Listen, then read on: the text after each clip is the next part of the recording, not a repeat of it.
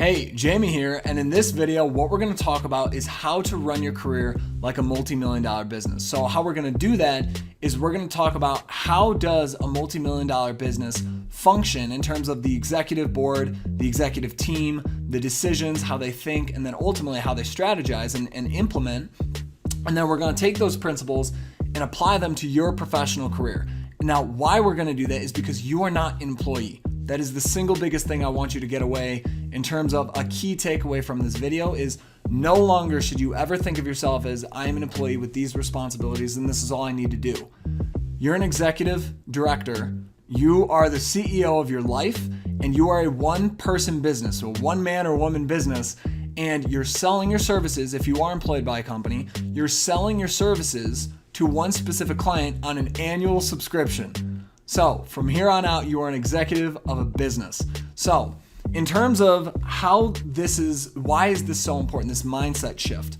So how we think directly affects the decisions and the behavior that we actually do, and ultimately our results in life. And this is a principle that's been around for thousands of years. As humans, it's natural that we forget it, or if we don't read the past, then we never learn it. So some examples that I want to share with you are, two religious examples, and these are just two of many. But in the Bible it says, as a man thinketh in his heart, so he is. And then Buddha, one of his quotes is, the mind is everything, what you think you become. And then we have the philosophers, and starting all the way back in Greek philosophy, Epictetus said, men are not disturbed by the things that happen, but by their opinion of the things that happen. So what he's saying there is, it's not the objective realism that is right now in front of you. It's how do you interpret the thing that happened? And your interpretation of the conclusion, you deciding what that means to you, is going to affect your thoughts, your feelings, your decisions, and ultimately your behavior and your results in life. So then we have Marcus Aurelius, who was the Roman emperor from 161 AD to 180 AD, and he was the last of the 5 great emperors of Rome. So his meditations have become very, very well known for his Stoic philosophy. But one of his quotes was, our life is what our thoughts make it. Recurring theme. And then another one, and this is a more recent philosopher, but Ralph Waldo Emerson. So he said, that which dominates our imagination and our thoughts will determine our life and our character.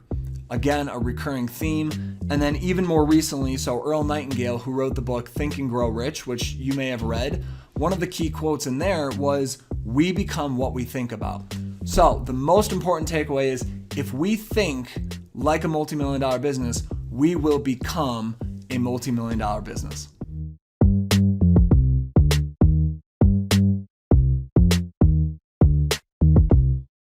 All right, so to start with some context, from the time we were kids, we've really been trained and educated to think like employees. And it's not a good or bad thing, it's just that for most of us, everyone who trained and educated us were employees. And so by default, our brain thinks in terms of comparisons. We don't know good if we don't know bad. We don't know right if we don't know wrong. We didn't have anything to compare it to. So we adopted the same mindset.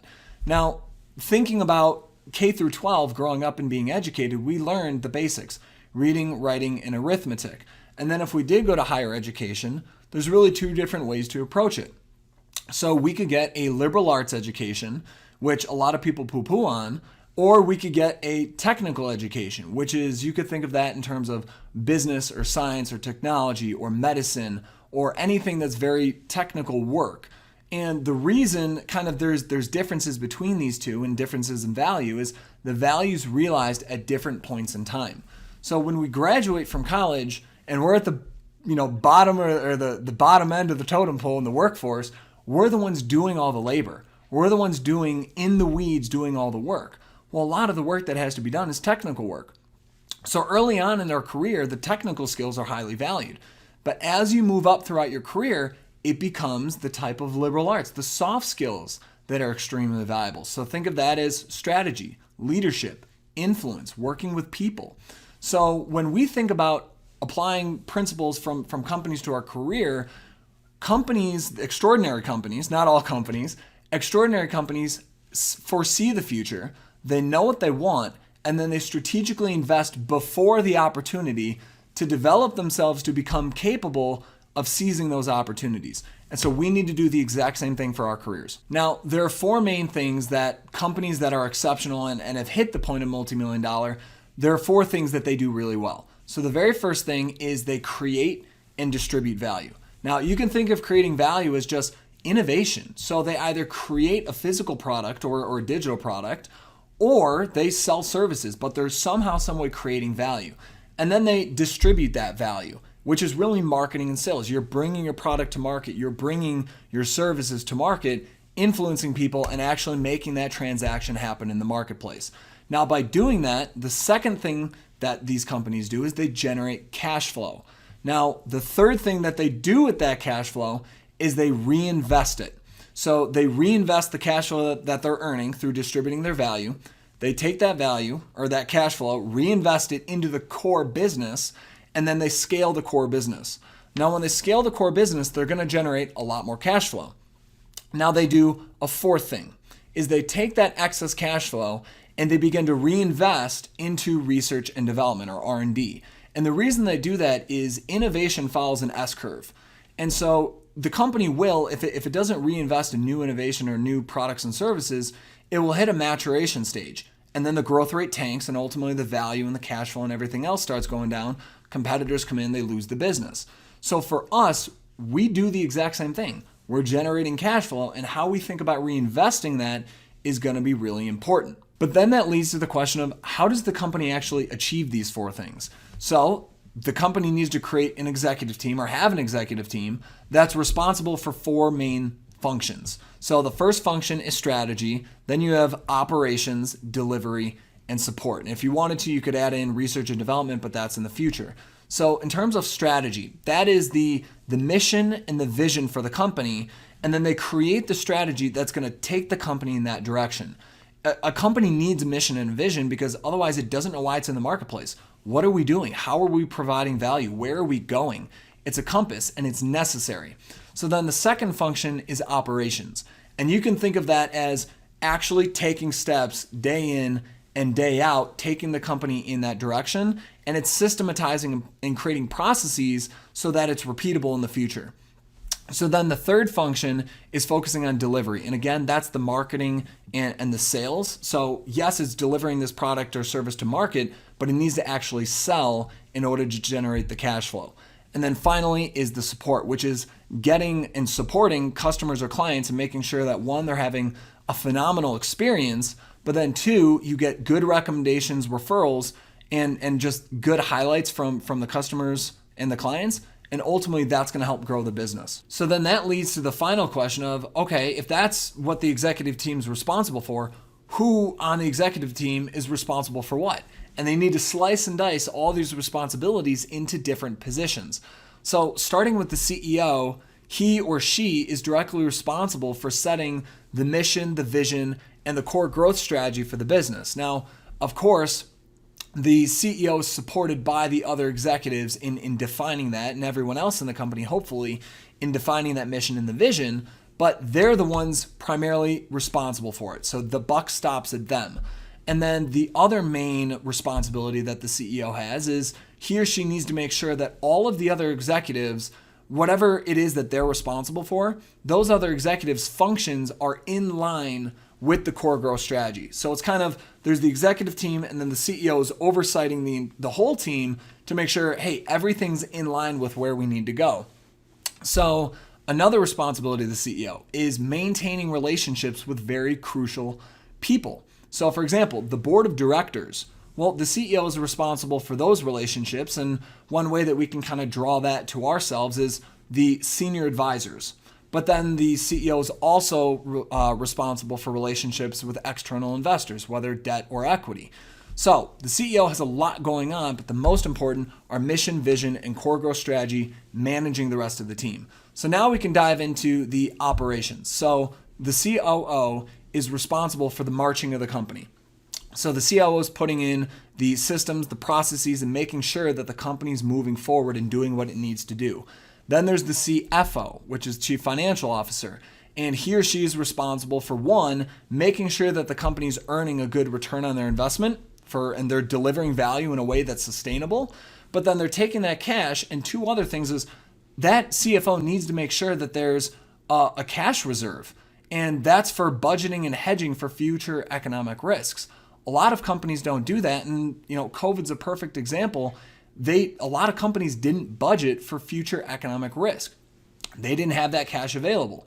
Well, the CFO is responsible for that. And then there's the third responsibility of the CFO, which is taking that cash and reinvesting it at a high growth or a high return rate. You don't want to reinvest cash and then lose money on it. So then there's the CMO. And the CMO is responsible for the marketing and sales and the delivery of the value. And then there's the CTO, which is Chief Technology Officer. And he or she is responsible for the technology, the infrastructure, the accessibility of data and information and communication within the company, and then ultimately the security of the company. So in summary, there's an executive team with a lot of different responsibilities that all have to get done. And the entire executive team is fully aligned on the core mission, vision, and core growth strategy of the business. And then the operations of the business is generating the cash flow, and then that cash flow is being reinvested into the business in order to improve the business, scale the business, invest in new products or services, create more value, and ultimately grow the business. Now, I hope you're already starting to see and draw the connections between, okay, if that's what a company's doing, I also have a lot of these different responsibilities that I need to fully take care of. And also I need to think about the reinvestment piece. How am I growing my career? How am I growing myself, my own business? So from this point on, I hope that you eliminate, you eradicate, you kill, you destroy, you completely get rid of the thought of I'm just an employee, because you're not. You are an executive team of your own business of one. You are a one man or woman business. And right now, if you are employed by a company, you have one main client and you're selling your services on an annual subscription basis to that one client. Now, because you're a business, you both create and deliver value. And the way that we create value is through our thoughts. It's strategic thinking, critical thinking, and problem solving. But then it's also leading other people's thoughts, which is more of a leadership role. So then in terms of delivering value, it's actually doing the work, implementing and realizing whatever those thoughts or ideas were. And then again, if you are in a leadership position, you're leading the work of other people around you or on your team or within the company. Now, also because you're value, you are responsible for all the different executive roles on the team, on the executive team. So as CEO, you're the one that needs to decide, what is the mission? What is the vision? Where am I going with my life? And then you also are responsible for making sure that all of my thoughts, my decisions, my actions, everything I do is in line with this growth strategy. And a lot of people get deviated or they run off track, and then they literally totally forget what the vision and mission is for their career. And we need to set that and then follow it and make sure everything aligns with it. So, and then also as CEO, we're responsible for building the relationships with senior advisors, learning from people who have already achieved the success that we want and implementing their advice and ultimately improving our strategy to getting there. But now there's the COO role for ourselves. And the COO role is actually doing the work. So you have the strategy, but you need to march forward every single day and make progress every single day, and also create systems and processes to make that even faster, to accelerate the rate at which you do that. So then you have the CFO. Now, as the CFO, again, you're going to be making money through your business, which is your salary or compensation, whatever. You then need to take that money and you need to do those two things with it. You need to figure out, one, am I getting a good return? Or I'll say three things. One, am I getting a good return right now on my business? But then two is, how am I using that cash? And am I building a reserve for my personal self to make sure that if there is an economic downturn, I have a reserve to hedge against that risk? But then the third thing is then, how am I using some excess cash in order to continue to invest in my business? And for us, that's skills, that's knowledge, and that's our experiences in order to grow our personal value. Now, as the CMO, we're responsible for creating our own opportunities and seizing them. We cannot expect the world to give us opportunities. We need to literally create them and then sell ourselves as, we are the best fit for this opportunity, and this is why. And then as the CTO, we're responsible for knowing how to maximize technology. Technology is nothing more than a tool, and what it does is it accelerates productivity, but then it also makes efficiency all lives of all manners of our life efficient. So when we implement technology, we literally scale ourselves. So to summarize all this for our personal careers, the first point is we are directly responsible for every aspect and all decisions that need to be made about our career. And we cannot look to managers or anyone else to care nearly as much as we do. No one will ever care nearly as much as we do about our own one man or woman for-profit business. So that is the first thing. Then the second thing is we need to make sure that all of our thoughts, our decisions, and our actions are aligned with the mission and the vision that we've set for ourselves, for our lives and careers. And if we don't have a mission or a vision, oftentimes we end up asking ourselves, why am I getting out of bed in the morning? What am I looking to achieve? I'm just doing work for money. Well, that's because we don't have a defined end place. We don't know our goals. We don't know where we're going with our life and our career. So we need that, but then we also need to make sure everything aligns with it. So then, in terms of our personal career, our business is going to be generating cash flow. So the money that we're earning through our professional work, we need to take that and then use it in 3 different ways. So one, we need to make sure that we have a reserve, and that reserve is going to hedge us against economic risk that we can't foresee. COVID's another perfect example. No one saw this coming. Well, people with excess cash in reserve were able to take care of that risk. And then the second part is we need to use some of that excess cash from our business, and we need to invest in new skills, knowledge, and experiences in order to continue increasing the value of our business, of ourselves, of our career.